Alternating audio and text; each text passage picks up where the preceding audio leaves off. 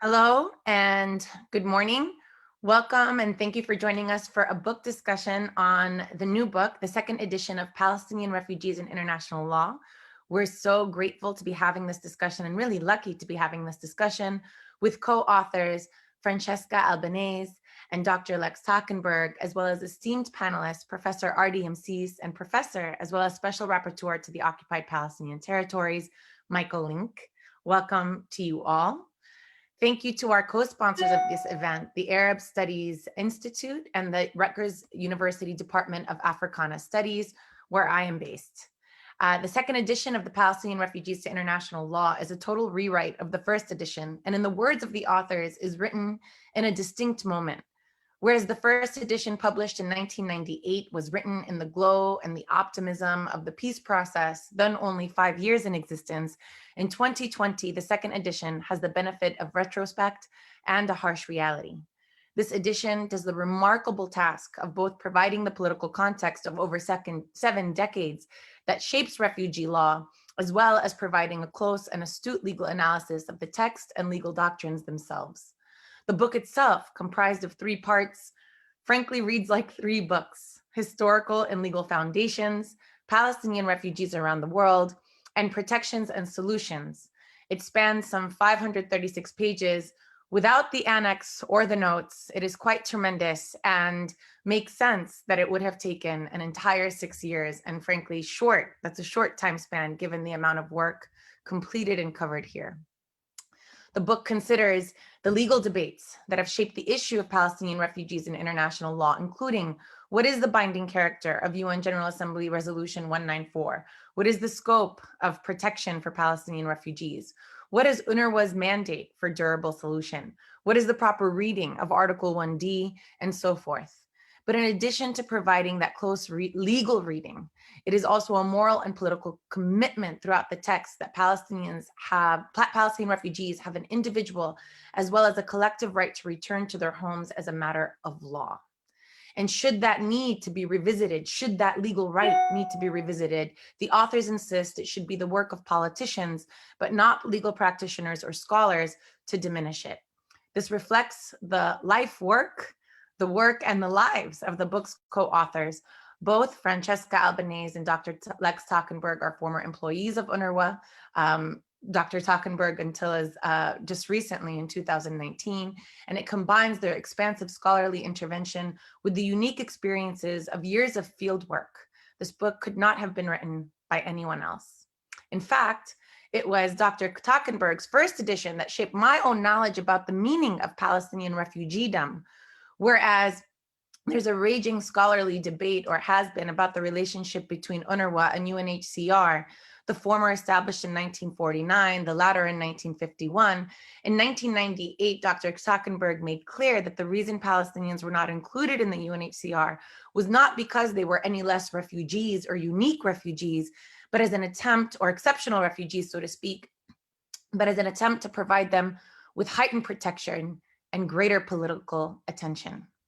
Now, 70 years later, the refugee population stands at a little bit more than 6 million refugees, more than 2/3 of the entire Palestinian population, and has endured secondary and tertiary and oftentimes fourth levels of forced displacement, establishing new significant presence in Oceania and the African continent, in addition to the Middle East, as well as Europe and the United States, where they have been historically.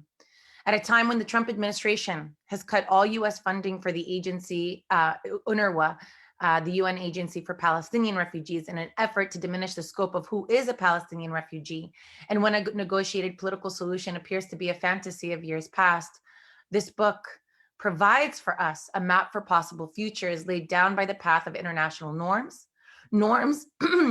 that the co-authors insist, legal norms that the co-authors insist have only gained prominence because of recent events, including the bid for statehood at the UN General Assembly, as well as the bid right now at an ongoing case at the International Criminal Court, as well as recent commissions such as the Goldstone Report of 2009 and the Commission of Inquiry into the Great March of Return in 2018. They insist for us that the scope and the meaning and the application of international law has only grown and become more influential, not less. We are so lucky to have both of the authors here to tell us about their work, as well as scholars and practitioners who will provide a response to it. Let me introduce them to you before I give them the floor. Dr. Lex Takkenberg has worked with UNRWA, the UN Agency for Palestinian Refugees, from 1989 until late 2019, and is currently a freelance lecturer and consultant. He is the former chief of the UNRWA Ethics Office. Prior to that, he held positions including UNRWA's General Counsel, Director of Operations, and Deputy Field Director in Gaza and Syria. Before joining UNRWA, he was the legal officer of the Dutch Refugee Council for 6 years, a law graduate of the University of Amsterdam. He obtained a doctorate in international law from the University of Nijmegen, the Netherlands. Francesca Albanese is a human rights lawyer and affiliate scholar at Georgetown University Institute for the Study of International Migration. She served the United Nations for over a decade, more recently the Department of Legal Affairs of the Relief and Work Agency for Palestinian Refugees in the Near East, also known as UNRWA. Dr. Ardi Imseis is an assistant professor of law, Faculty of Law, Queen's University. He is a member of the group of eminent international and regional experts on Yemen, the UN Human Rights Council Commission of Inquiry mandated to investigate violations of international human rights and humanitarian law in the civil war in Yemen. I am going to stop there, but you can read the rest of his bio on our flyer and website. Michael Lynk is Associate Professor at the Faculty of Law, Western University, London, Ontario, Canada. He joined the faculty in 1999 and has taught courses in labor, human rights, disability, constitutional, and administrative law. In March 2016, the United Nations Human Rights Council appointed Professor Lynk a Special Rapporteur for the human rights situation in the Palestinian territory occupied since 1967 for a 6-year term. In his capacity, he delivers regular reports to the UN General Assembly and the Human Rights Council on human rights trends in the occupied Palestinian territories. In addition to the remarkable portfolios, their interventions, and their commitment, they are also wonderful people that I'm lucky to call friends, and I'm honored that we get to share this floor today. So with that, Dr. Takkenberg, the floor is yours. Thank you very much, Noura, for your inspiring introductions, and greetings from Vienna to all of you. Francesca and I are honored to have this opportunity to present our book today. And let me begin by thanking Jadaliya, the Arab Studies Institute, and Rutgers Department of Africana Studies for hosting the event. Our thanks extend to all of you joining us today from around the world. A special word of appreciation goes to our friends and former colleagues, Professor Ardi Imseis, Michael Lynk, Noura Erakat, who each have contributed significantly with their own research and incredible work to raise awareness about the situation of the Palestinian people and the tension between law and justice in Palestine. When I wrote the first edition of the book in the 1990s, originally my PhD thesis, there was already lots of literature about the Israeli-Palestinian conflict, including legal works, but very little specifically about the people at the heart of the conflict, Palestinian refugees. As a young lawyer, working with the Dutch Refugee Council first, and then with UNRWA, the UN Agency for Palestinian Refugees, I had considerable difficulties in understanding why the Palestinian refugees were the only group of forced displaced with a different treatment to other refugees under the international refugee regime. The book I wrote in 1998 was the first attempt to comprehensively analyze the various legal aspects of the Palestinian refugee question and their distinct status in international law. The first edition, written at the time of the Middle East peace process, reflected the optimism of the time, including the expectation of the establishment of a Palestinian state, which many believed would help resolve the refugee question. This optimism proved unfounded, and almost every political development since the Oslo breakthrough has adversely affected Palestinians, both those under the yoke of the Israeli occupation in the Gaza Strip, West Bank, and East Jerusalem, and the refugees at large. One of the few positive developments brought about by the Middle East peace process has been the increase of legal literature and research on the Palestinian refugee question by scholars and practitioners and Palestinian refugee organizations like Badil. However, this new research focused on either the situation of Palestinian refugees in specific countries, for example, Palestinian refugees in Lebanon or in Egypt, on their specific rights, right to return, right to compensation, or the protection gap affecting them owing to the exceptional regime embodied by UNRWA and the UNCCP versus UNHCR for other refugees. An updated analysis of the Palestinian refugee question as a whole, looking holistically at historical, legal, and political aspects, continue to be missing. Also, at a time of increasing attacks against UNRWA, which disingenuously included attacks against the very existence of Palestinian refugees, the difficulty of researching UNRWA for people who had not experienced it from within was an obstacle to fully appreciate both challenges and opportunities of the regime set up for these refugees. Thus, whilst continuing to work with UNRWA, it gradually dawned on me that it would be important to update the book. As I dreaded having to embark on years of solitary confinement to accomplish the task, I decided to look for a co-author. That turned out to be a complex undertaking, as I needed a good international lawyer with a solid understanding of the question of Palestine and the Palestinian refugee issue, but also an excellent researcher and networker, as there was a lot of new literature and many more were engaged on the issue than 20 years ago. Last but not least, I needed someone with their heart in the right place. Having worked with Francesca during her tenure with UNRWA, I felt that she might fit the profile. Though it took patience and perseverance to convince her to accept my proposal, she rapidly proved to be the perfect choice. Not only did she agree to be my partner in crime, she also accepted to act as the principal author, taking the lead in the drafting of what essentially became a wholly new book, reflecting the wealth of developments and knowledge that we were able to tap into. For me, the experience was totally different than the mostly solo exercise of the writing of the first edition. My role this time was to offer strategic support, to brainstorm with Francesca on how to tackle dilemmas we encountered on the way, to review the various drafts, but also to tap into my extensive network of academic and other contacts relevant to the book. The result is a much better, much richer book. As she has been the lead author, it is only fair that I ask Francesca to present the book to you. Francesca, the floor is yours. Good morning, everyone, and greetings from Jakarta. Thank you, Lex, for the ever warm, generous introduction about my role as your partner in crime. And thank you all for making this event possible and for being with us today. I must say that I generally enjoy the opportunity to present the book after years of seclusion. And it's also true that webinars have been for many of us a silver lining of a challenging year. But this event is particularly special to me. And this is because of Noura, Ardi, and Michael, three people I deeply admire as intellectuals, lawyers, and human beings above all. I'm elated to be with you today, and I salute Noura for making it possible. Lex often mentions my initial reluctance to embark on this project, which is correct, although it reflected more my fear that working on such research project could be too daunting a task, which it was, by the way, than my appreciation for the book.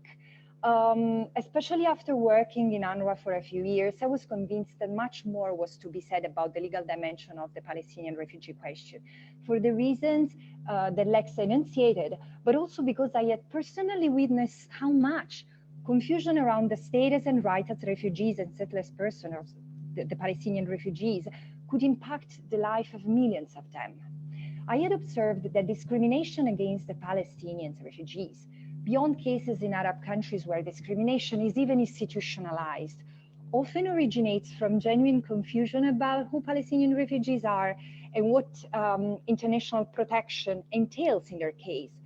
But also, it provides support to those who manipulate legal arguments to advise a political agenda at the expense of Palestinian refugees. So I eventually realized that through this new book, we had a unique opportunity to contribute to the debate on the Palestinian refugee question, building on the research that had germinated on the topic, and clarifying areas that remained misunderstood, and also contributed to bring the question of Palestinian refugees and their rights back to the fore. So it is with all these at heart that we wrote Palestinian Refugees in International Law, which is in essence a new book building on the foundations of the first edition, as Lex said. Like the first edition, the book aims to offer a comprehensive overview of the Palestinian refugee question in international law, including origins and evolution, special arrangements, as Noura mentioned, that the UN put in place for them, and the extent to which international law is relevant to their protection and the pursuit of solutions, both in theory and in practice. We enriched it with new archival, doctrinal, and field research, an extensive survey of the Palestinian refugees' experience across the fragmentation of the exile, which was possible by surveying national and regional practices, jurisprudence, and case law across the world. And a holistic approach to international law, trying to think out of the box, focusing on specific challenges and ways to overcome them, as well as opportunities that, in our view, remained untapped. We have no illusions that international law per se cannot provide an easy way out of the current impasse in the Israel-Palestine situation. But we do point out to it as a way to challenge the current state of affairs and reestablish a principled order at various levels. So the book contains many new findings, and Noura was excellent at providing the overview. So I will use the time at my disposal to give you an impressionistic overview of some specific areas that I would focus on four main topics. So the first is that compared to the first edition, the new book engages in a deeper and more organic exploration of the events that befell Palestine and its people, not from 1948, but from the last days of the Ottoman Empire, when political Zionism laid its ambitions on this land, through the decades of the British mandate over Palestine, till the unrest and war in 1947-49, which was triggered by the UN plan to partition Palestine between the mostly European Jews and the indigenous Arabs in Palestine, through the Israeli occupation of what remained of historical Palestine that commenced in 1967, to the present day, this Palestinian dispersal. We systematically discuss numbers, ways of arrival, status and treatment of Palestinian refugees, or rather the Palestinian diaspora at large, in over 50 countries, in the MENA region, in Europe, in the Americas, but also in the Asia Pacific and Africa, where numbers of Palestinian refugees are increasingly moving. The picture of Palestinian dispersal that comes out is, to our knowledge, the most complete currently available. We warn the reader that the lack of proper recording of Palestinian refugees in national system often makes them statistically invisible, and the lack of accessible data about their presence in certain countries blurs the overall picture. Hopefully this will inspire further research, including on the discrimination Palestinian refugees endure and their its consequences.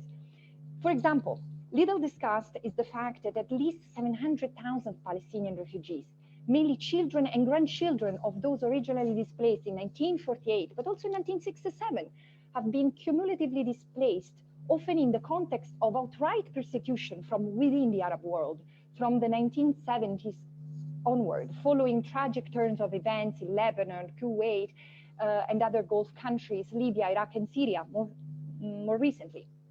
This doesn't take into account, of course, that hundreds of thousands of Palestinians that Israel has additionally displaced since 1967, together with the increasing hardship in accessing international protection in Europe and North America. Hostility in the Arab world against Palestinians is pushing them toward new frontiers of their exile. And one example is Southeast Asia, where I live, where Palestinians arrive anew as refugees, experiencing all sorts of old and new challenges. The legal overview that we offered, intertwined with these historical excursus, is important not only to understand who Palestinian refugees are and how they become the oldest, largest, and allegedly most intractable refugee situation of modern times, but also to appreciate the continuity between the original Palestinian displacement and modern day reality in the occupied Palestine, but also beyond it, in all the countries where the dispersal brought Palestinians. Second, the book provides a new critical analysis of the distinctive regime set up by the UN for Palestinian refugees within the international refugee framework. This is a key issue, so I will spend some extra words on it. Let's start by some apparent facts. Unlike any other refugees today, Palestinian refugees at large do not fall under UNHCR's mandate, but rather under UNRWA's mandate.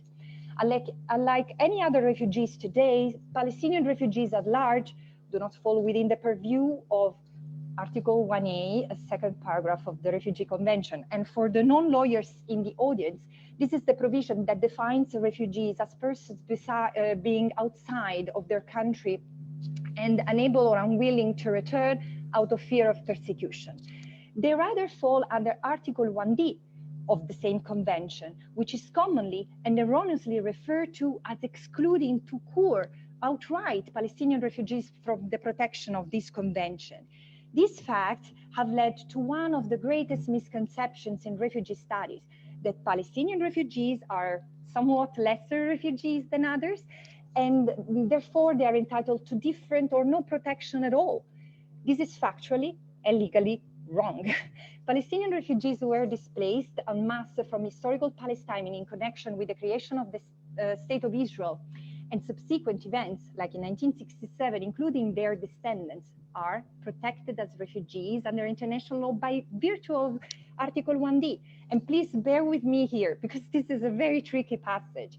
This article provisionally excludes from the benefits of the convention refugees who are assisted and protected by other UN agencies, meaning other than UNHCR, but extend them the benefits of the convention, and so UNHCR assistance, whenever the alternative arrangements become not applicable or cease before their situation is definitely settled. This is, in a nutshell, the provision of Article 1D.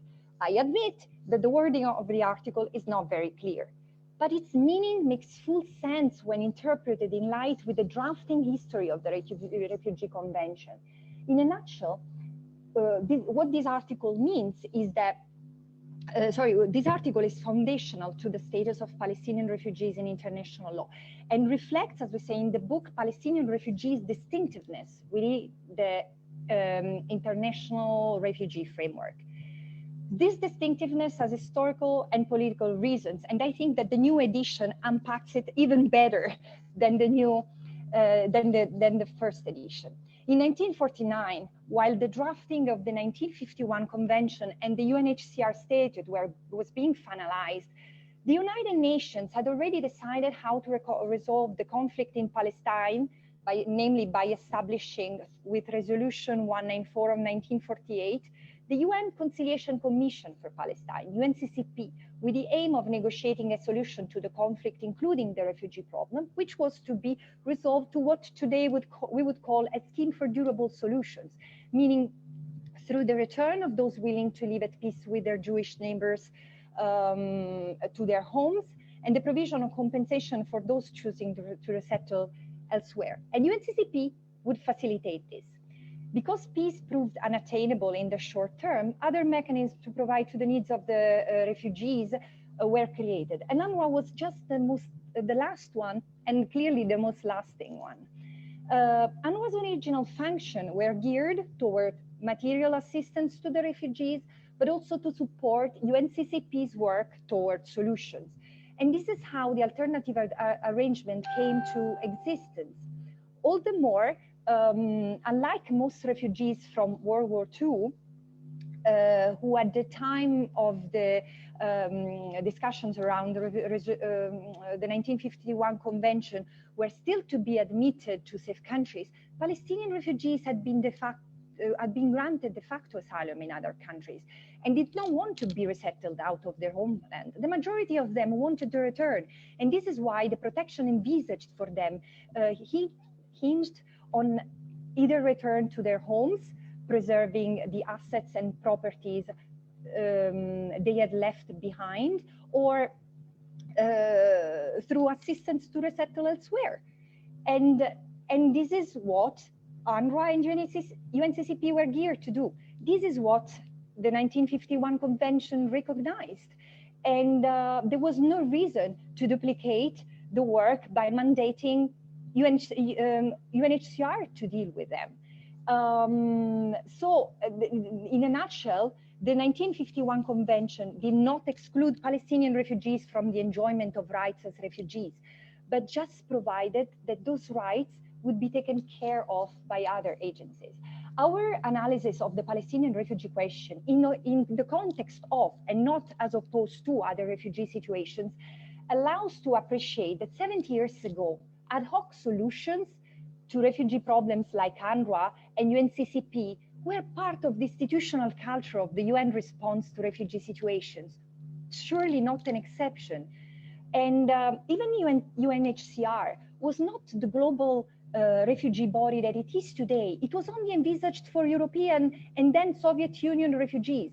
The territorial partitions generated refugee crises such as the Palestinian, the Korean, and the Indian Pakistani were all beyond the scope of UNHCR. The only exceptions for the Palestinian is that question, the Palestinian question, was never resolved. And unlike the others, the Palestinians have yet to enjoy a fully sovereign independent state, and many have remained in a limbo with no return, no resettlement, and mostly stateless. So we invested a lot of time clarifying who the Palestinian refugees under international law, debunking the myth that no definition of who Palestinian refugees are exists.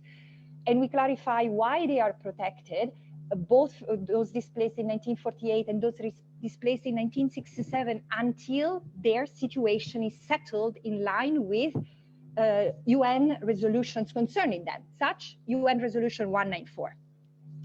In this story, you understand UNCCP is very important, and it's as important as poorly understood and poorly referred to in refugee studies, which is part of the problem.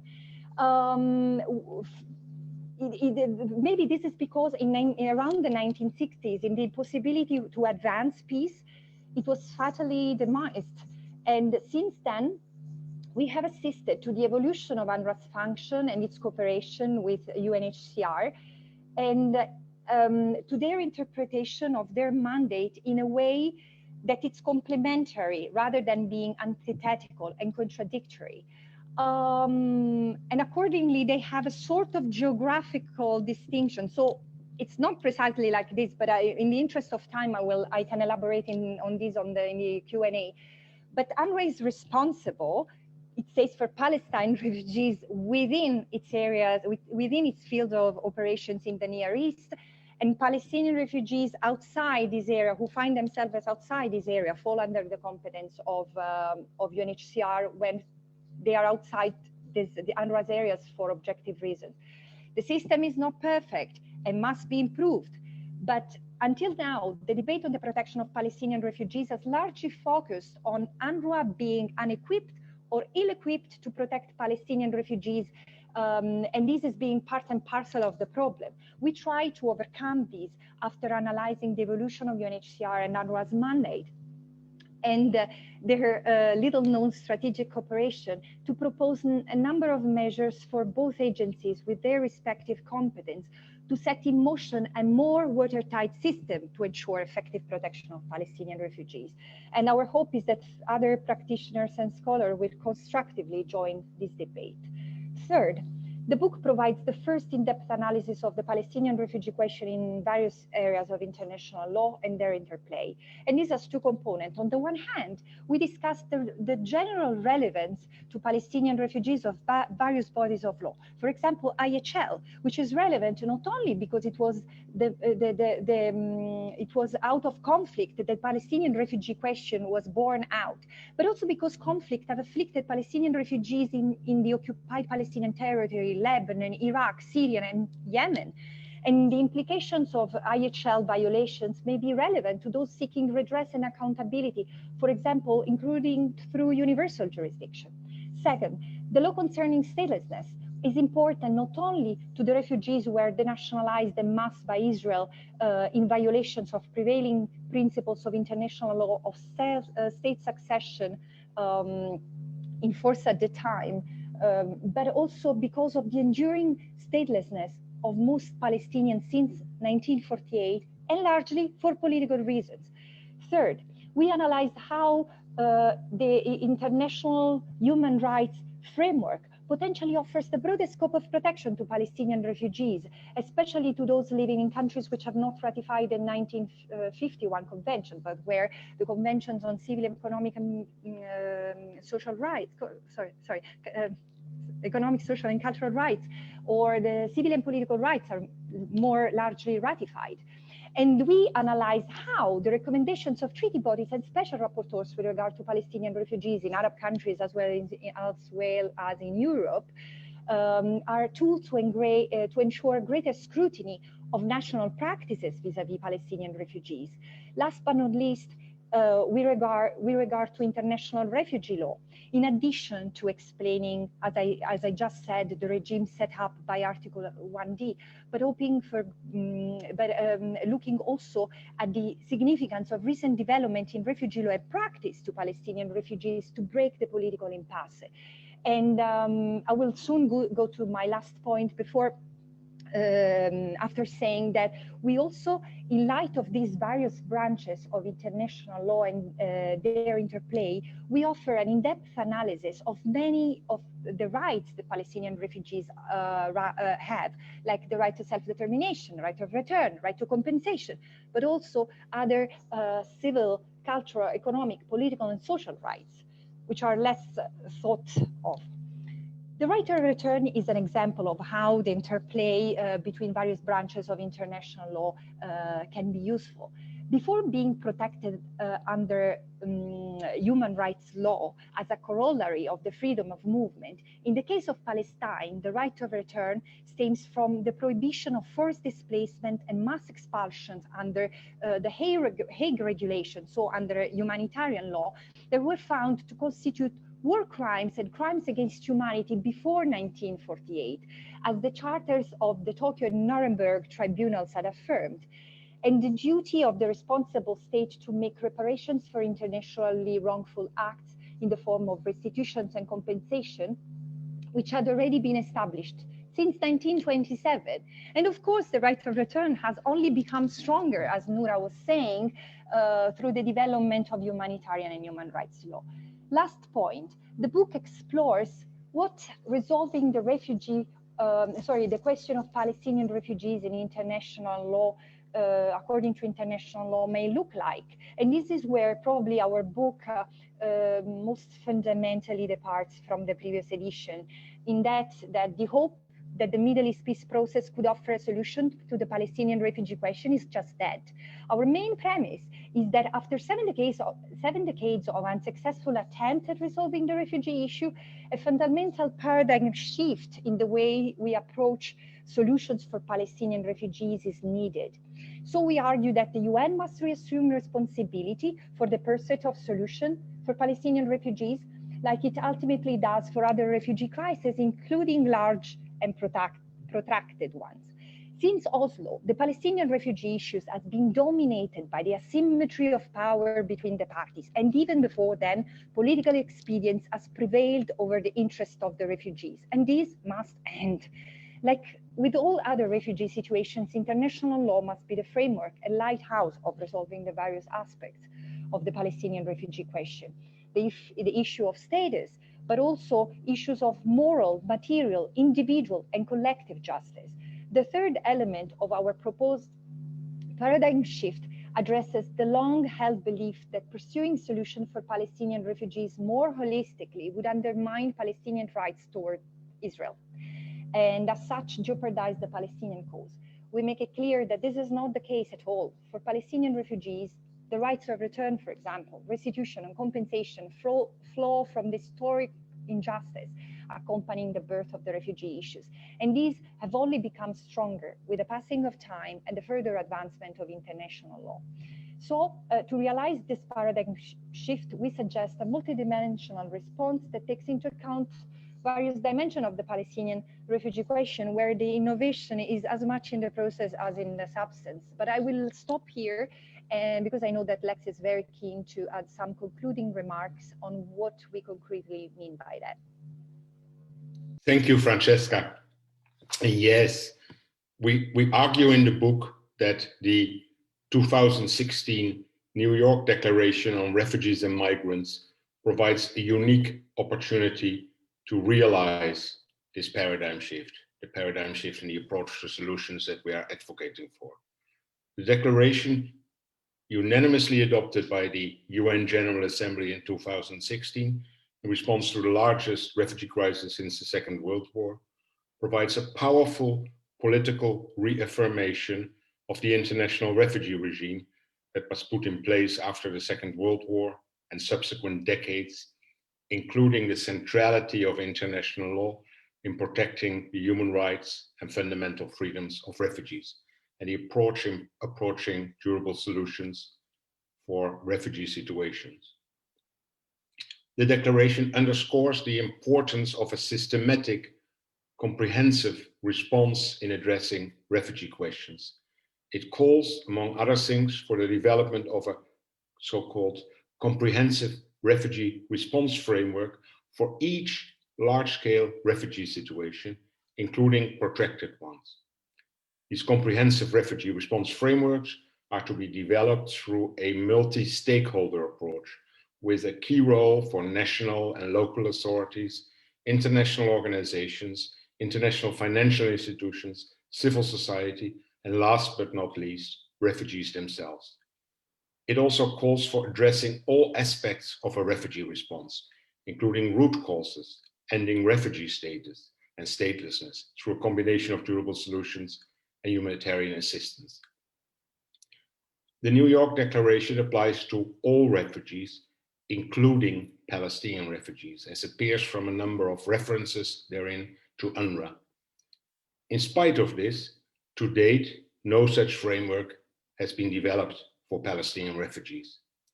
We suggest that this lacuna be addressed at the earliest opportunity, with UNRWA and UNHCR facilitating the process together, each with respect to the Palestinian refugees for which it is responsible. We believe that a comprehensive response framework for Palestinian refugees, developed under Palestinian leadership, including refugee groups and diaspora networks across the world, has the potential of ending Palestinian exceptionalism and allows for a 72-year-old refugee question to be approached anew with a state-of-the-art 21st century toolbox. One may wonder what such a new framework would add to the multiple peace efforts that have been undertaken and failed since the late 1940s, or how it would be different from them. The answer is in the very elements of the comprehensive response framework for Palestinian refugees that we propose in the book. Its value, as Francesca said, being as much in its core elements as in the process of its development. Here are some of its key elements. The framework, in our view, should first and foremost reaffirm the legal regime applicable to the Palestinian refugee question, comprised of relevant norms of international law, including relevant resolution, specifying their meaning and implications. This addresses the first element of our suggested paradigm shift and paves the way to a rights-based discourse on both protection and solutions, reconciling rights to return, the right to apply for citizenship and asylum in other countries, which has been absent for way too long. The New York Declaration underscores the importance of addressing the root causes of any large-scale displacement. And as such, the development of the framework for Palestinian refugees could provide a setting to initiate, under a UN aegis, public discussion on the Palestinian refugee question. This would, we propose, include both its origins and constituting elements, the past, as well as the broader context of the unresolved dispute between Israel and the Palestinians, the present and the unresolved question of self-determination. Thirdly, addressing the Palestinian refugee question within the framework of international law means aligning the search for solutions with international refugee law and practice. The combination of the durable solutions has helped resolve other protracted refugee situations and could help do so for Palestinian refugees as well. This would not mean relinquishing the right of return, but creating a basis and space for the refugees themselves to discuss its significance whilst exploring solutions more holistically at the same time. Finally, the framework will have to address the important issue of restitution and compensation, on which there has been little progress, despite the very important work done by the UNCCP and other technical experts to evaluate all property left behind in 1948. With respect to the development of a comprehensive response framework for Palestinian refugees, as already mentioned, the New York Declaration calls for a multi-stakeholder approach. In the Palestinian case, this would require the mobilization of a wide and diverse front of supporters of the framework, including the UN, host countries, most in UNRWA's area of operations, and other countries that host significant numbers of Palestinian refugees, donors, and civil society. The Palestinian political leadership and the refugees must have a central and leading role in the process. It should entail consultation at the national, regional, and international levels, structured engagement with refugees and host countries, and exploration of the feasibility of various solutions and other measures. In conclusion, we have no illusion that this is going to be easy, but we believe strongly that this approach would give new impetus to international action in favor of Palestinian refugees and their rights. This does not need to await and could help advance a more positive outlook for the wider political process. On this note, I give the floor back to Noura. Thank you, Lex. Thank you, Francesca.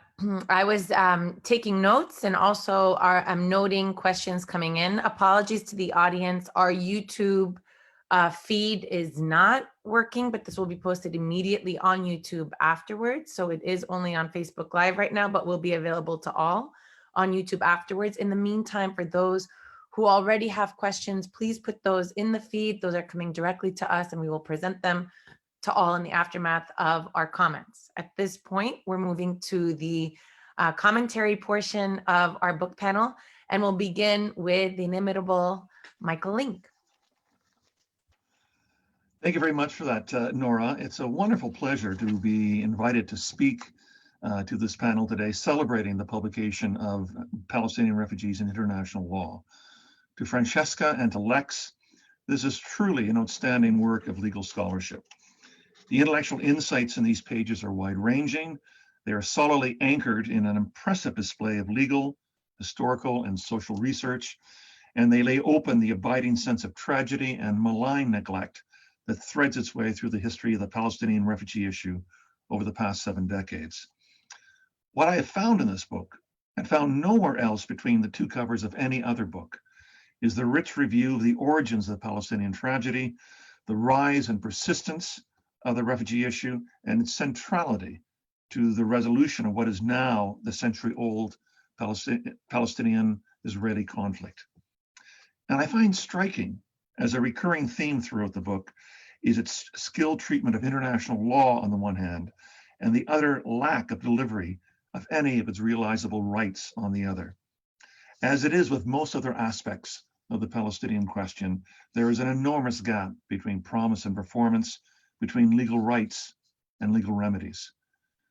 After all, international law is the promise that states make to their peoples and to each other to live by predictable rules, to give meaning to the animating principles of equality and social justice, and to find peaceful paths to the resolution of differences.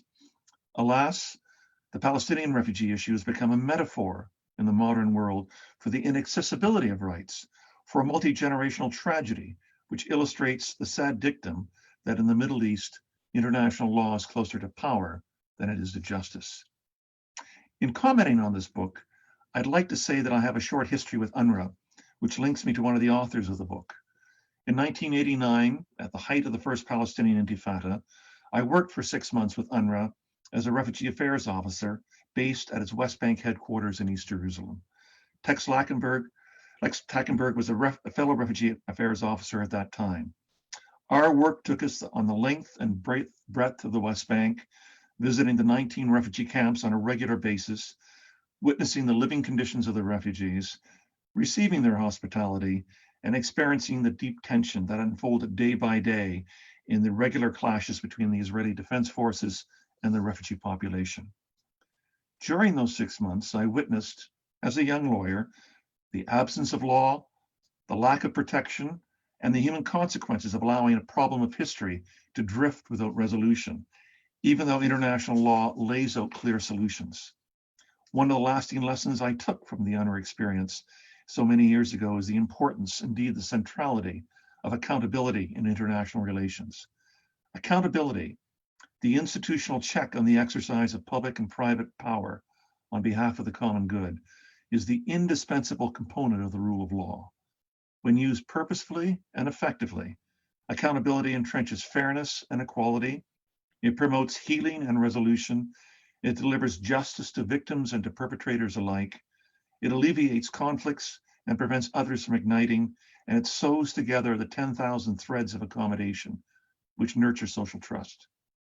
Without accountability, the best designed systems of law and human governance will wither for lack of enforceability and respect. Without accountability, the possibility of political reconciliation, let alone its flourishing, is unobtainable. And without accountability, social wounds metastasize, leaving unchecked retaliation rather than measured restitution as a likely response to the injustices of the past and the present. Accountability is a true test of the efficacy of international law. And this is no more true than in the discussions of how to resolve the Palestinian refugee issue. There are many rich issues of intellectual and policy insights in this book. And the one that I particularly attracted my attention is the final chapter on protection and solutions. What has dominated the Oslo peace process discussions on the resolution of the Palestinian refugee issue is an approach that lacks the framework and the promise of historical justice that international refugee law winds up providing. This unprincipled approach to the resolution of the issue would prevent the realization of the basic cornerstone of international law, the right to return as an indispensable individual and collective right. The attention that the book gives to this right, starting with that remarkable week in UN history in December 1948, when the General Assembly adopted the Universal Declaration of Human Rights and the right to return on December 10th, 1948, and the following day, when the General Assembly passed Resolution 194, is the affirmation of basic fundamental rights that makes this book so vital to the principled determined effort to resolve the question of Palestine consistent with human rights and international law. Because it is not as if answers and solutions to this issue don't exist. They do, but they are unpalatable to those with the power to ignore the international rule of law. This book welcomes the Palestinians back into the protection of international law, no longer assigning them to linger outside its coverage as children of a lesser God. This will be its lasting achievement, not only as a scholarly accomplishment, but also as a big step forward in the actual practice of rights and freedoms. Francesca, Lex, thank you for your contribution.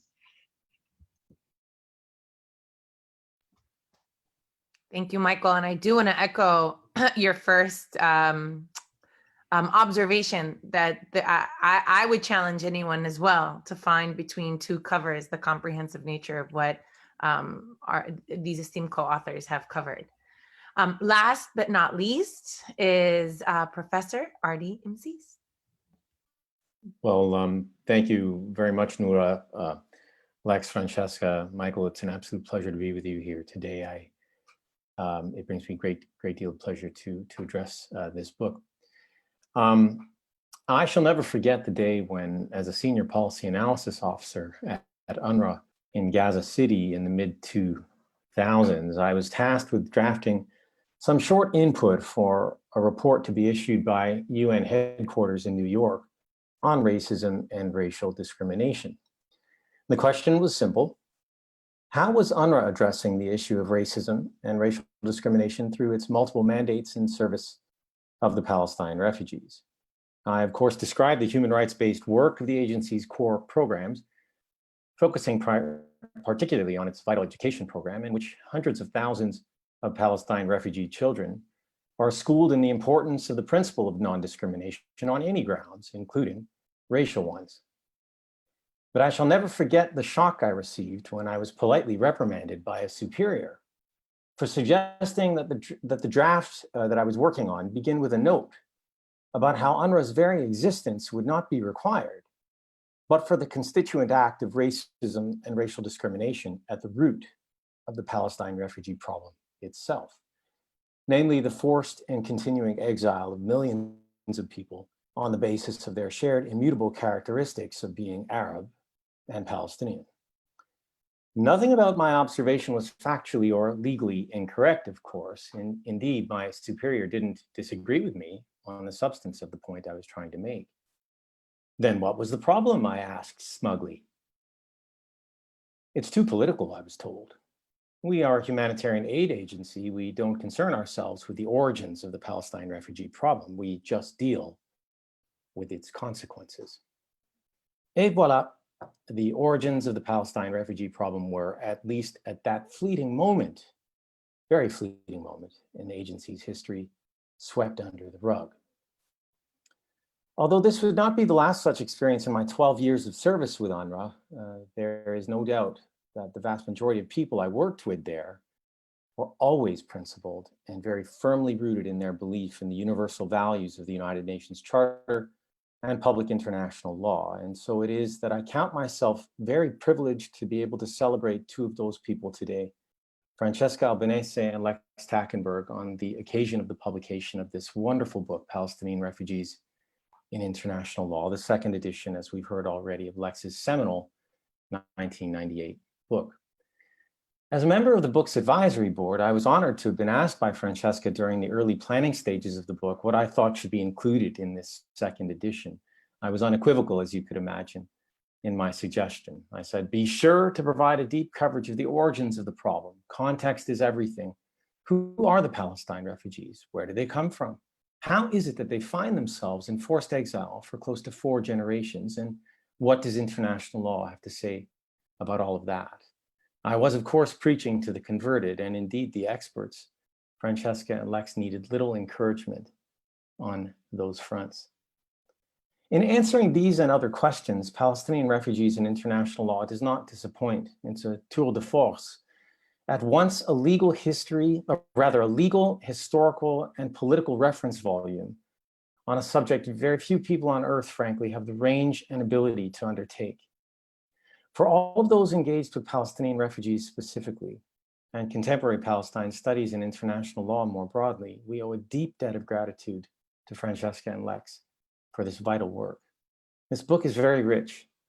As we've already heard, and as I telegraphed here, part 1 of the book commences with a thorough historical overview of the Palestinian refugee question, situating it within the broader history of modern Palestine from the Ottoman period onward. And it doesn't mince words, and I'm quoting the authors here. No accidental and tragic fate suddenly befell Arab Palestinians in 1948 or in 1967. What happened in Palestine was the realization of the Zionist project, and achieved by means of a well-considered and elaborate strategy through specific military plans and command orders, violence, and outright expulsion. And then it continues. All of this was capped off by the adoption of Israeli legislation and related policies to prevent all those who had either fled or were expelled from returning.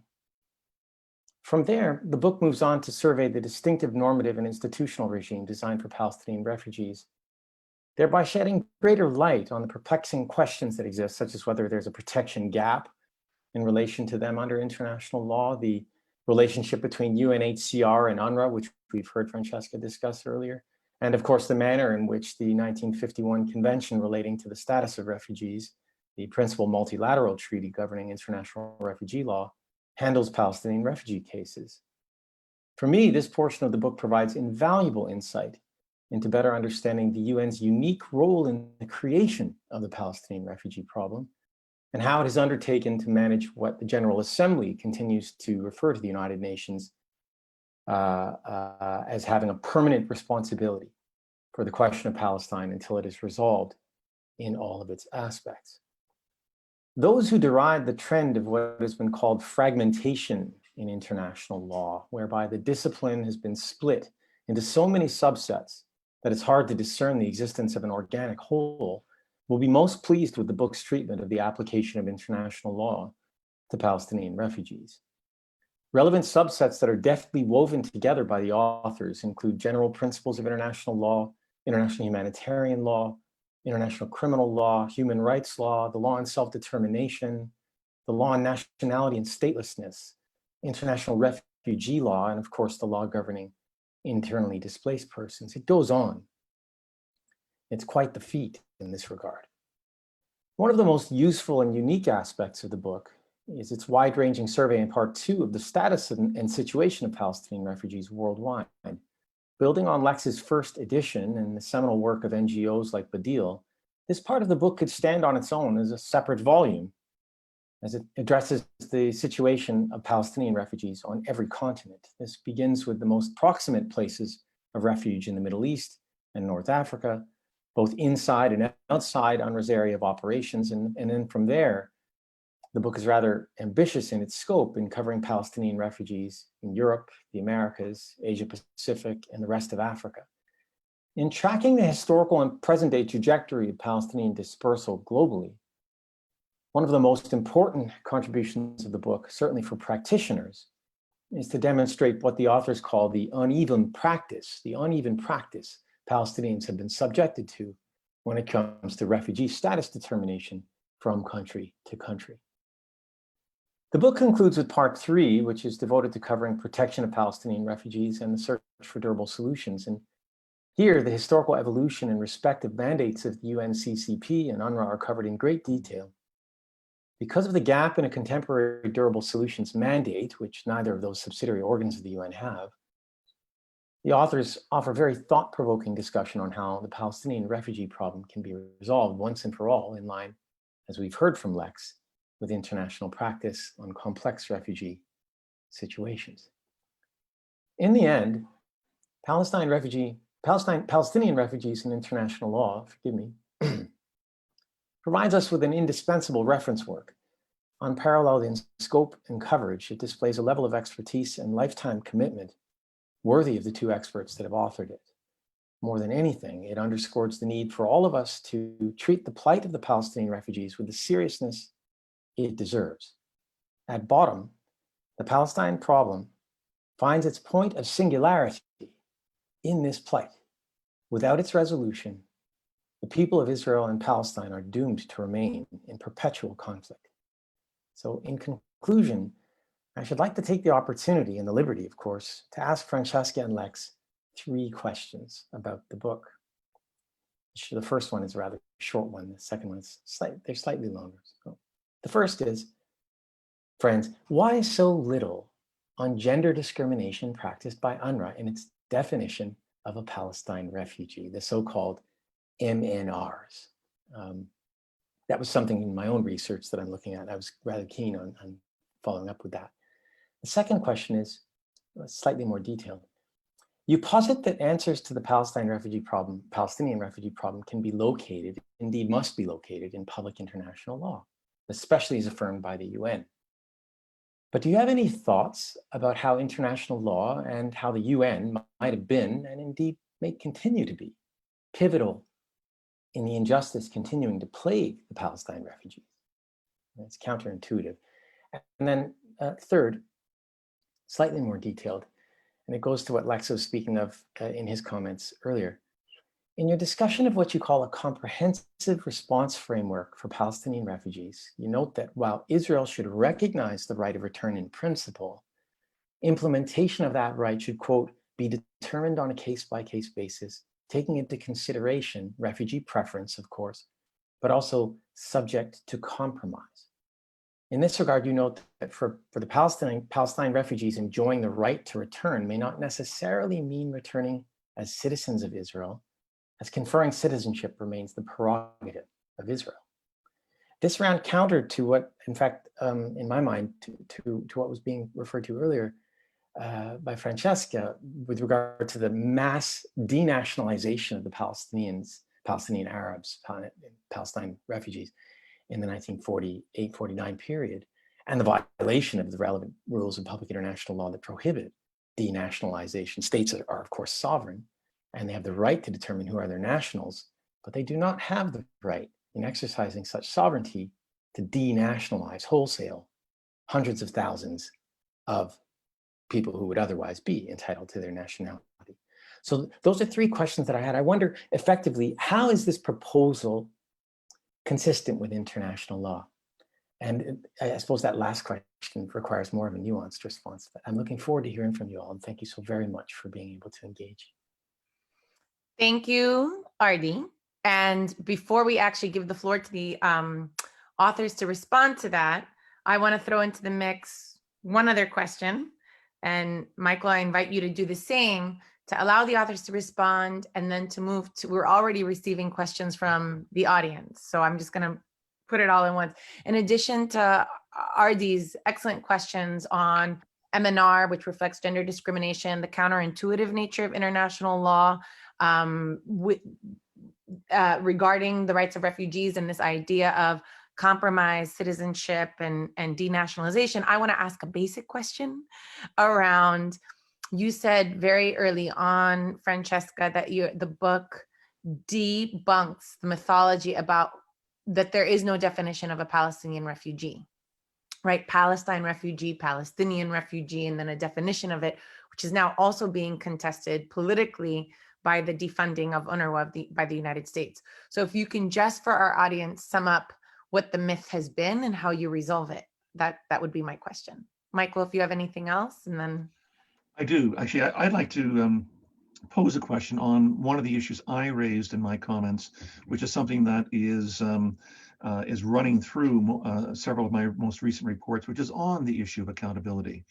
In my most recent report, I look at the issue of accountability with respect to the numerous resolutions passed at the Security Council and the General Assembly on settlements, on the applicability of the 14th Geneva Convention, and on the prohibition against annexation. Accountability obviously also runs through the issue of the Palestinian refugee question. And I'm wondering what your thoughts are, the two of you, with respect to why there is such a lack of accountability. You know, the Palestinians have been called in many ways the orphans of history, but they're also the orphans of international law as well. How is it we can have law that is so well established, not only as a general right to return in refugee law, but also specifically applying to the Palestinians with the so many General Assembly resolutions that you in your book point out to? You know, I accept that international law is self-evident, but it's not necessarily self-executing. And that's probably the hole in the heart of international law. But how is it that we can conduct these almost 30 years of peace process negotiations almost entirely outside of the framework of international law, and where the Palestinian refugees are at the heart, obviously, the resolution of this issue? Why does that occur?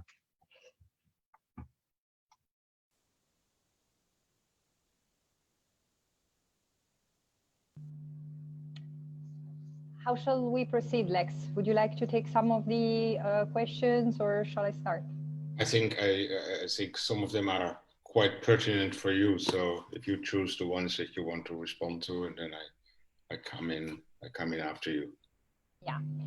So I'll try to go in order. Although the questions Michael has somehow overlapped with the second question Ardi raised.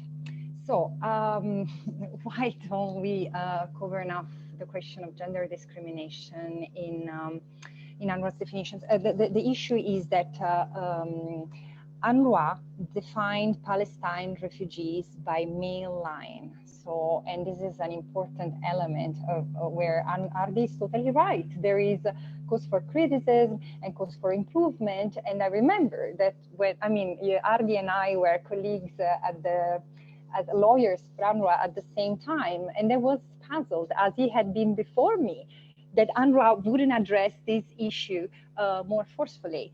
And the issue for the aid agency was political. But in the book, I think we do address it, probably not as forcefully as Ardi was hoping or expecting. But probably the reason why we did so, or we didn't do enough, is that in a way, this is a battle that doesn't require as much effort as the other anomalies in UNRWA's definition of persons benefiting from its services. And as you know, but I say that for the benefit of the audience, one of the most crucial limitations in our view is the fact that UNRWA, unlike UNHCR, interprets the UN mandate, so its mandate only limited to 1948 Palestine refugees. So not for example, those who were displaced in 1967. And for me personally, this has always been an issue, and this is something that we critically analyzed. So probably this is the reason why we gave more emphasis to this, but of course, what you say is very important, and it's an issue that in the limited coverage we gave of it in the book, is intended to be treated with seriousness. The second question, whether, and again, I will try to give an answer which addresses both Ardi and Michael's comment regarding the sort of complicit role that to some extent international law might play. And I often, when I'm confronted with this issue, I often refer to Noura, who's in her brilliant book, Justice for Some, writes that law per se guarantees motion but not direction, and legal work is one of the factors that determines direction. She says that principles of humanity and justice can and must be the moral compass in the application of the law throughout her book. And we were very inspired by this argument, because indeed international law, in a way, the way we conceive international law and the emphasis we put on human rights law in particular is a counter-hegemonic use of international law that we propose, which is extraordinarily important in Palestine and for the Palestinian refugees.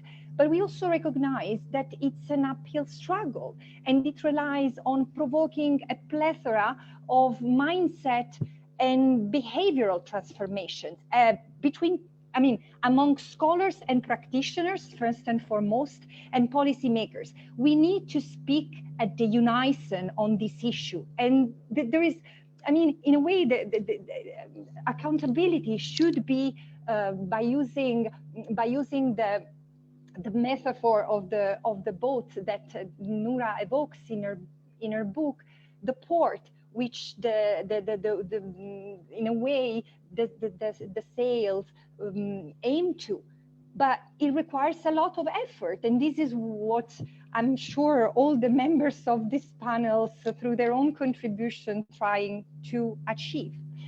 And the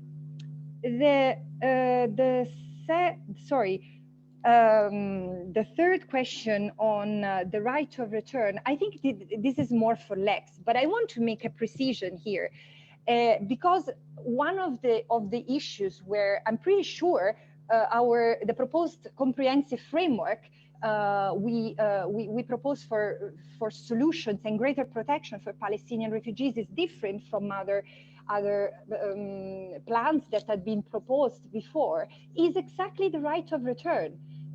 In the way we discuss in the book, there is no issue about anyone, as Noura was mentioning, making the call for what compromise about the right of return is. This is something that pertains to the refugees. And this is why I insist on the process. There is no meaningful process without involving the Palestinian refugees first and foremost. So when we refer to compromise, Ardi, it's on these, not sort of, okay, you get something else, so let's sacrifice the right of return. This has never worked, and surely not as a lawyer, this is what we encourage. Then the issue of the banking, the myth of no definition of Palestinian refugees. So for Noura, let me take a step back. So first of all, there is a lot of confusion. The facts are that there are multiple definitions of who Palestinian refugees are. The PLO has its own definition, which is factual in my view. But the most known definition of Palestinian refugees, rather Palestine refugees, is the one adopted by UNRWA, which is Palestine refugees is those who left their home and livelihood between 1946 and 1948 as a consequence of the conflict. I'm not quoting verbatim because I can't remember the provision verbatim. But what I'm trying to say is that this is not a provision that has ever been meant to create a legal status, that are not rather to a legal definition about who Palestinian refugees or Palestine refugees were. And this is not, and it's not even true that those such a definition has never been envisaged. In fact, in the book, we refer to the work that has been done by the UNCCP in order to interpret Resolution 194, including on the meaning of each word of Resolution 194. The meaning on who is refugees, the meaning of who is, what constitutes home, what constitutes justice, what constitutes compensation. And the refugees were all persons of Palestinian, of Arab origins. This is why today we refer to Palestinians, because back then in 1948 there were 18 nationalities, different nationalities, people living in Palestine. So the definition that was informally elaborated by UNCCP pointed to persons of Arab origins who had been citizenship of British Mandate Palestine until 1948 and were displaced as a consequence of the conflict. So we look at that first and foremost. So there is not a definition of fear of persecution, of course, as other parts of the convention, but there is a reference to these as statutory, almost as statutory refugees, as group of refugees. So whomever was displaced in 1948 and then in 1967, and the descendants of them are to be protected are to be considered protected refugees under international law. This is not only my interpretation, this is UNHCR interpretation on the applicability of Article 1D, which extends to both 1948 and 1967 refugees, including descendants. And UNRWA is not registering refugees across generations out of caprice.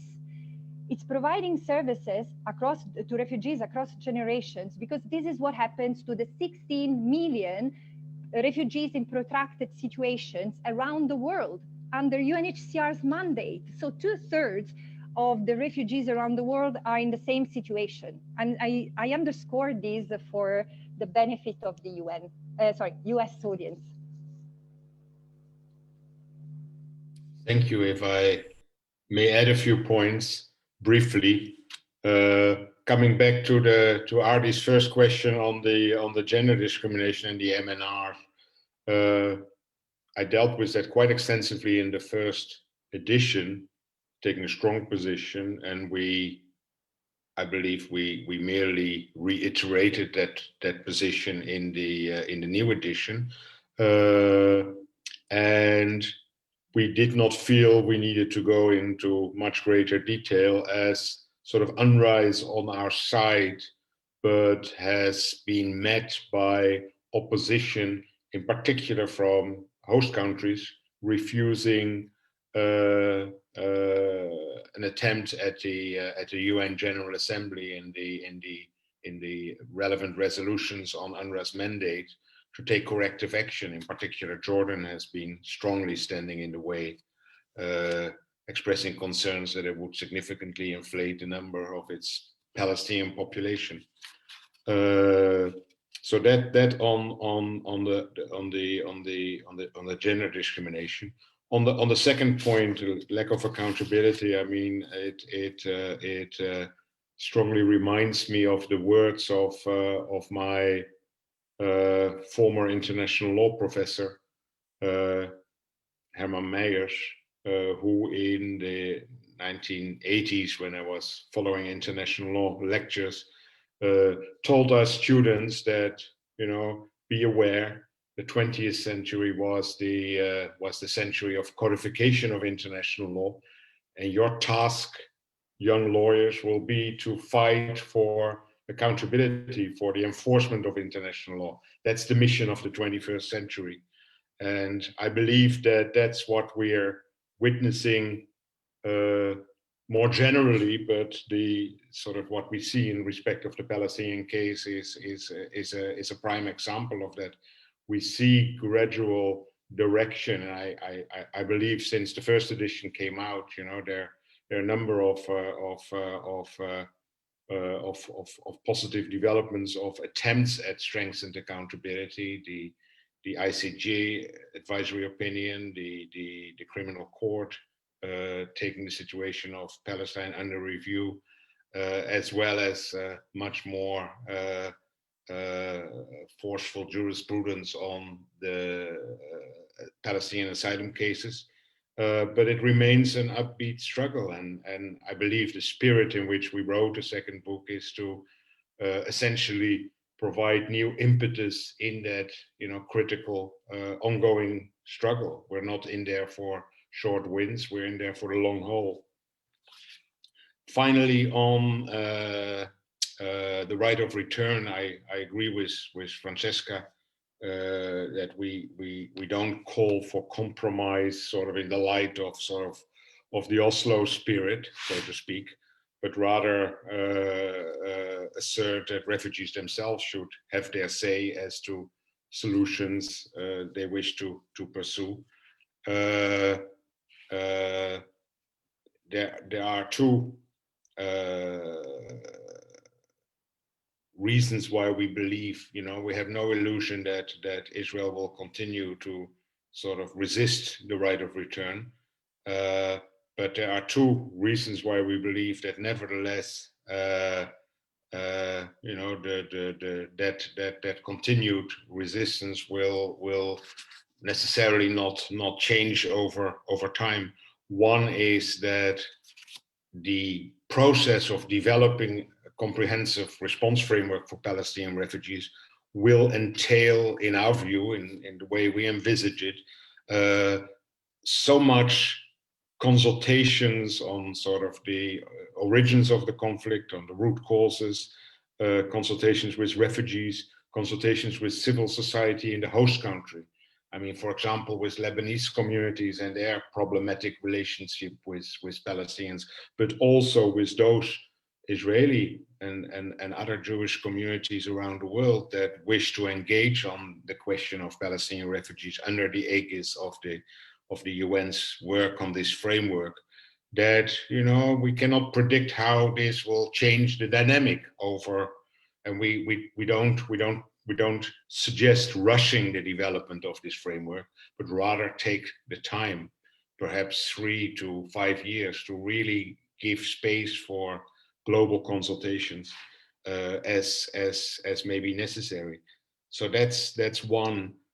Then, you know, this whole discussion now on sort of, you know, the future of the Palestinian refugee question and the right of return is taking place in the increasing realization that the two-state solution is no longer within reach, and therefore that we are effectively seeing a one-state reality, an ugly one, an apartheid one, whereby one government is ruling two people and is denying the most basic rights to one.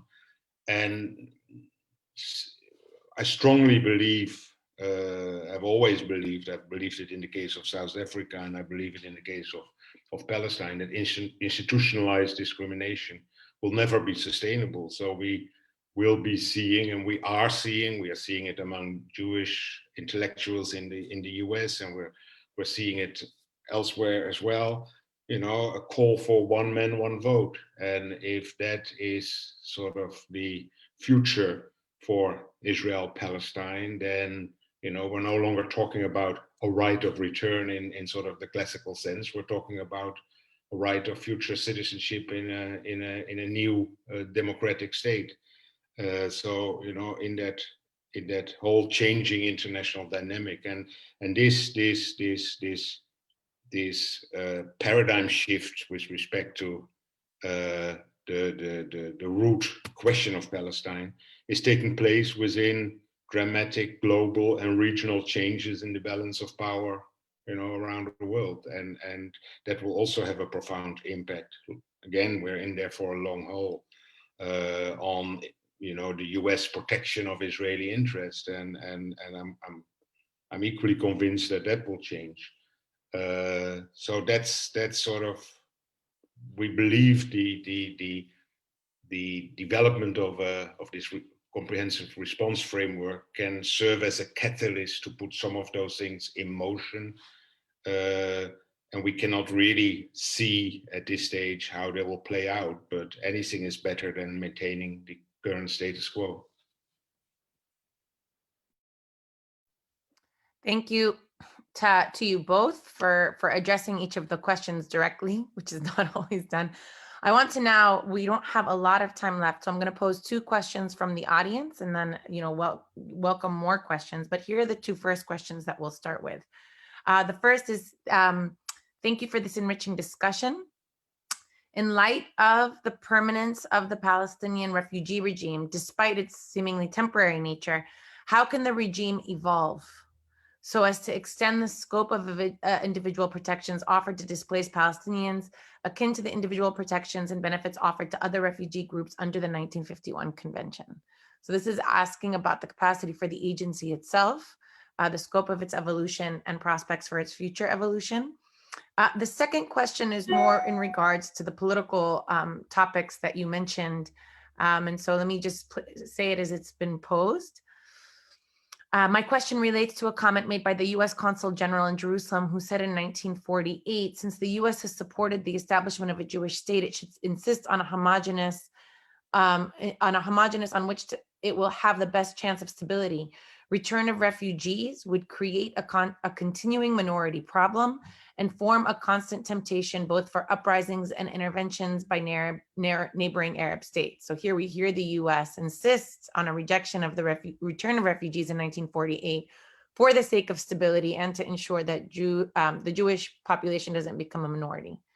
So the question is, considering the US's role in forming UNRWA, wouldn't you agree that this agency served to support the Zionist colonial project by sustaining their presence in exile instead of actively supporting their return?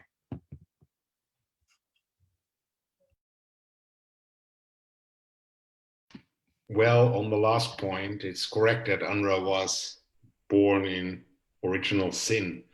It was an initiative of the United States as the chair of the United Nations Conciliation Commission for Palestine, realizing, as it had in the course of 1949, that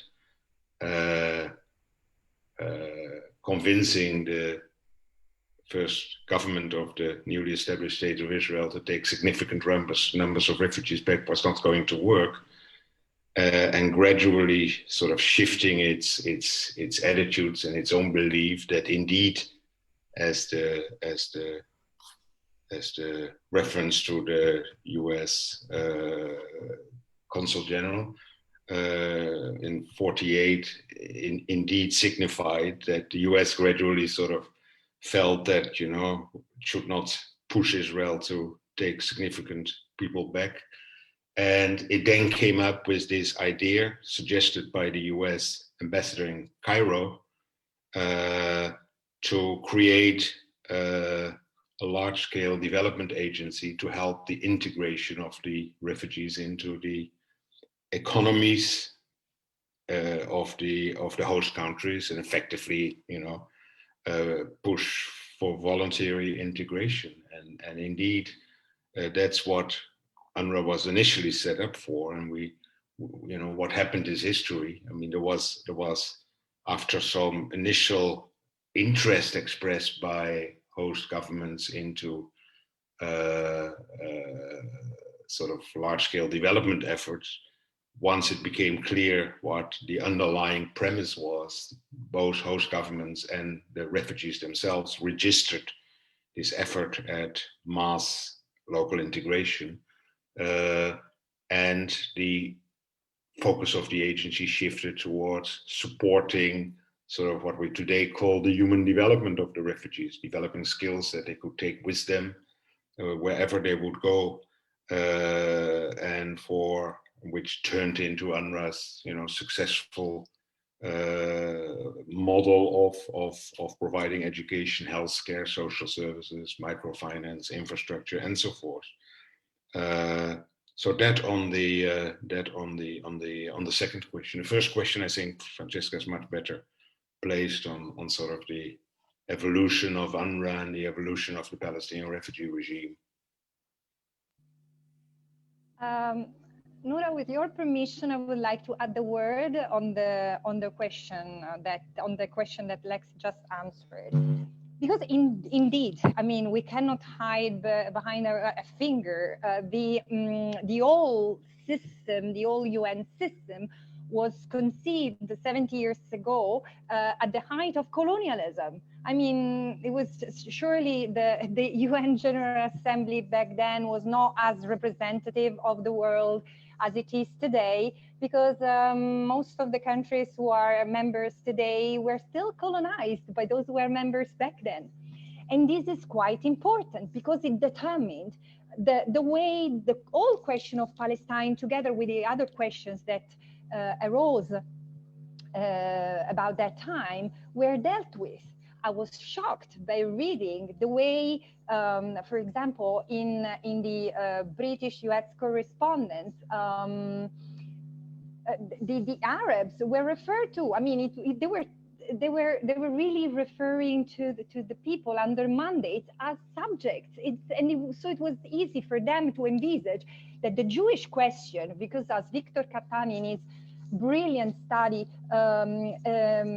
argues, the point of helping the political Zionist project in Palestine was also a way to resolve the Jewish question in Europe, which was first and foremost, which was something resolved through migration toward Palestine before being a Jewish refugee issue.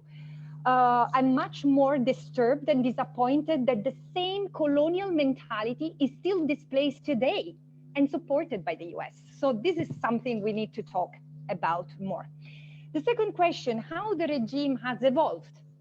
I assume that the question concerns UNRWA. The regime has evolved, and in ways that are often untold and even less understood. And Lex and I really made an effort using our inside knowledge of UNRWA and building on comments and observations of others and archival research. We try to make sense of how the regime for Palestinian refugees has evolved really from 1949 until 48-49 until nowadays. And there is such potential for UNRWA. I refer particularly to UNRWA, but it also concerns UNHCR, to deliver better functions beyond the anachronistic provision of relief. And I will qualify what I'm saying, that UNRWA could do and should be ready to embark on. What I say anachronistic provision of relief is not to denigrate what UNRWA is doing, especially because UNRWA has been pushed back into providing humanitarian services in contexts where Palestinians had developed. Look at Gaza, look at Lebanon, look at Syria. I mean, these are contexts where UNRWA is forced to focus on assistance. But looking forward, the way I see its mandate effectively delivered is focusing more on protection. Protection should be really a priority and transversal to all its actions. Because what Palestinian refugee needs, especially is if they are helped, if like the objective conditions lift them above the abject poverty that dominates UNRWA fields of operation, is they need support to achieve their rights more than like food assistance, if you see what I mean. Noura, I wonder if I was just going to say, I wonder if I might just sort of weigh in on the conversation in respect of the second question, which Lex began answering and Francesca offered a view on. In my reading of the record, having worked at UNRWA, but also looked at, and working now on a book on the United Nations and the question of Palestine, looking at the record of how the UN has managed the refugee issue, the Palestine refugee issue. It's a little bit more nuanced than the question suggests. As Lex rightly points out, UNRWA initially, when it was created, was intended to effectively resolve the situation of the refugee question through this work and reintegration, these works and relief programs, reintegration into what they call the economic life of the Near East, as Lex had sort of mentioned.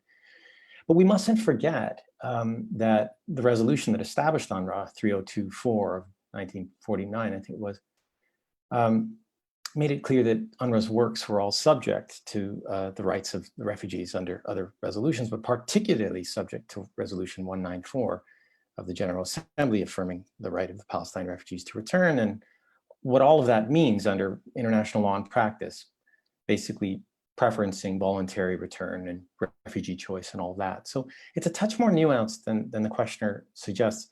And of course, in the early days, nobody really believed that the refugees would remain in forced exile for generations. And as the authors of this wonderful book have demonstrated to us today and reminded us, UNRWA necessarily had to evolve over time and did.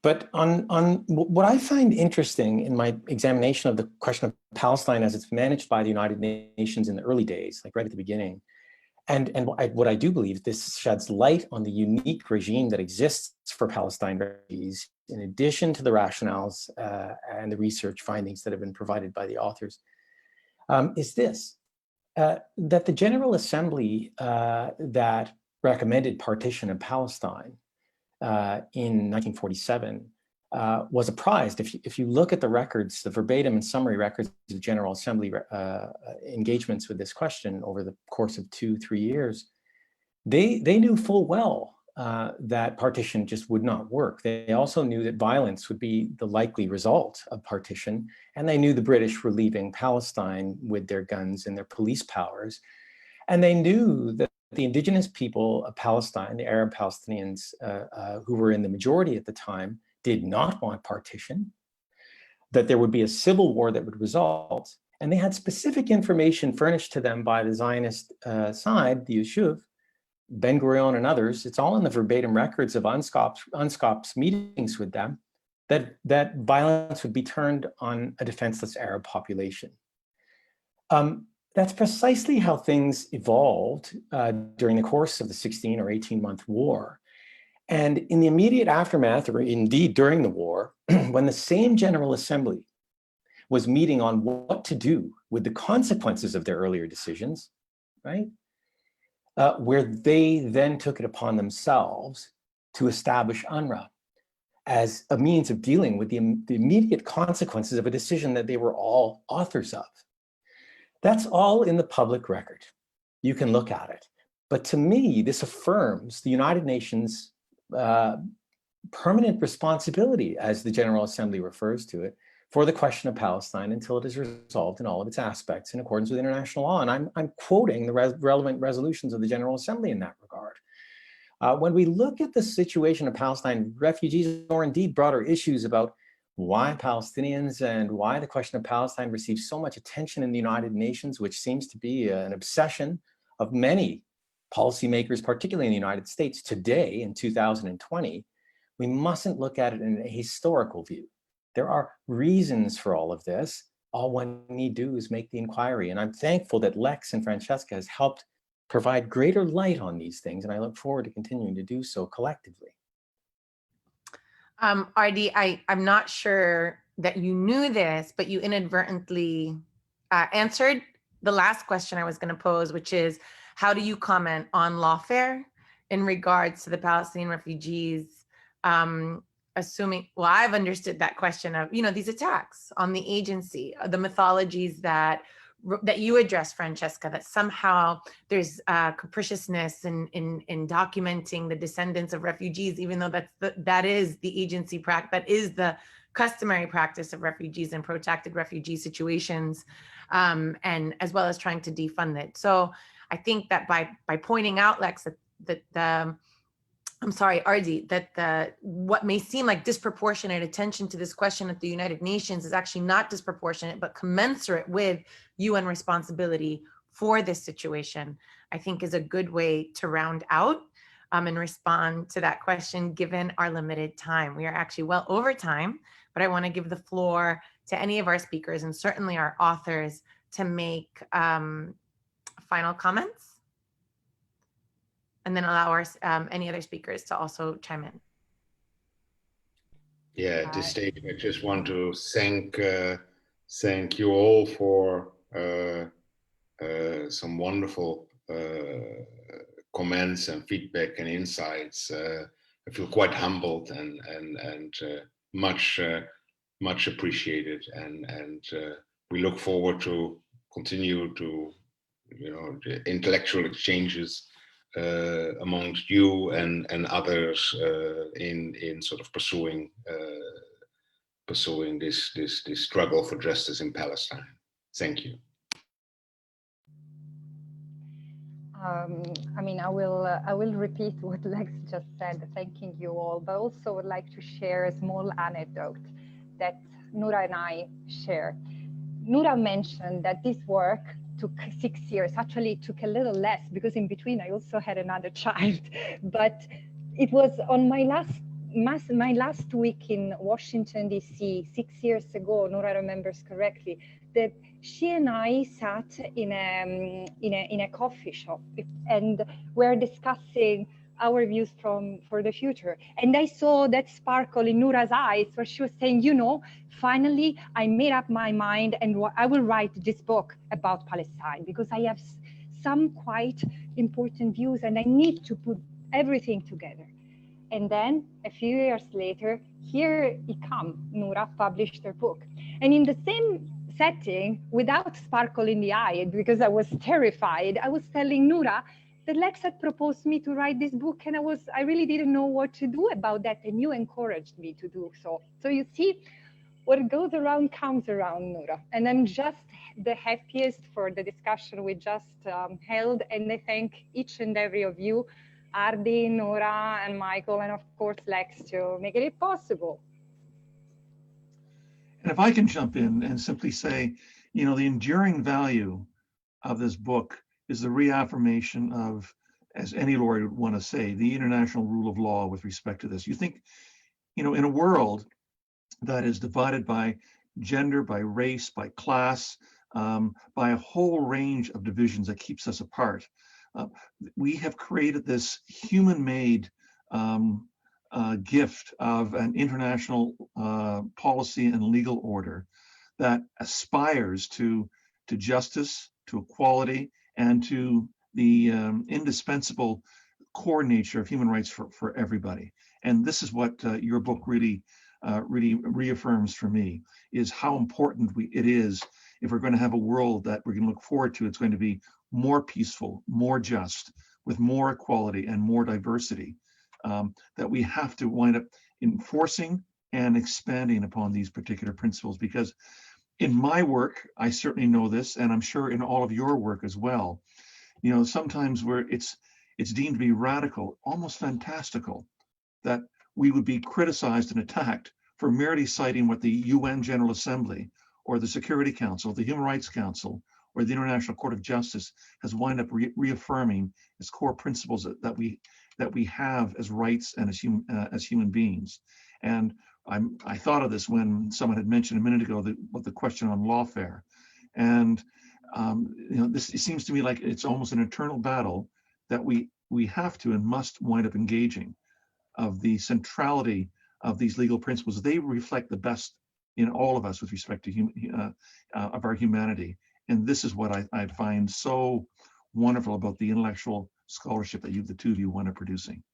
So my thanks to you with respect to this. It makes my work that much easier, but even much more important, it's going to bring the realization of rights that much closer. However, could I follow that? Thank you, friends. Really, thank you. Best of luck. Sorry, Artie, didn't mean, go ahead. Best of luck. Indeed, best of luck. And I do want to just say what an honor it is to have the opportunity to help provide a forum and to convene this wonderful group that continues to think together. And I love the story that you remind us of, Francesca, and so proud of you know, taking on this initiative and working with Lex to really produce something that's, I think is, you know, calling it a second edition doesn't give it its rightful due of what it actually does, and how it will serve, as Michael said, as an encyclopedic reference and a reference text, as well, you know, on anything that you want to study regarding Palestinian refugees, and frankly, protracted refugee situations, MNRs, refugee law, and so forth writ large. So thank you again for your phenomenal contributions, Lex and Francesca, for this book. Thank you so much, Michael and Ardi, for taking the time to provide wonderful feedback and a close read, and best of luck to all of you, and hopefully we'll convene again soon in Jerusalem. Inshallah. Bye, everyone. Bye. Bye, everyone.